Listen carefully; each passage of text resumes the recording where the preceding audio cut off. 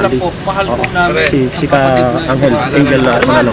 Kaya lang nalulungkot siya yung nagsasalita. sa nangyayari. Pakinggan ulit natin kung umabot ng Hindi po komunikasyon. kami papayag ng Iglesia ni Cristo dahil ito ay ginagawa ng mga ilang nakapaligid po sa amin kuya, sa aming kapatid. Nakapagbigay po ng strong statement.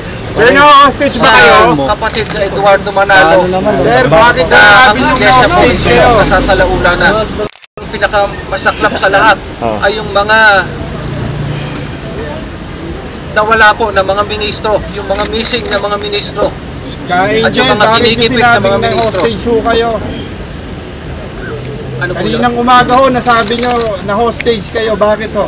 Hindi ko po sinabi yun. Hindi ho, nakasulat ho. Nakasulat, pinaplas nyo doon. Hindi po. Meron pong batang nagbibiro lang po. Ay, masamang biro yan. Wala pong ganun. Sir, ngayon tiniwala kayo, sir, paalis na daw kayo dito sa lugar. Saan ho kayo pupunta? Wala naman po akong pupuntahan. Sige. Kaya nga po yun ang pinagtataka po eh. Kaya sana po ang mga kasama natin sa media.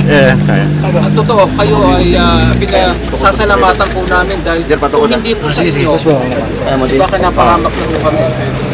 Kaya nga sana nakikiusap ako sa inyo, maiparating nyo sa aming mga kasama, lalo na sa mga ministro at manggagawa, at sa lahat po sana ng mga kapatid sa Iglesia ni Cristo. Tumungo na po kayo dito sa lugar na ito. Ipagsanggalang po natin ang Iglesia. Huwag po natin papayagan na ito po ay madungisan. Kaya Angel, Salamat po. yung pinaplas nyo ho bang hinos?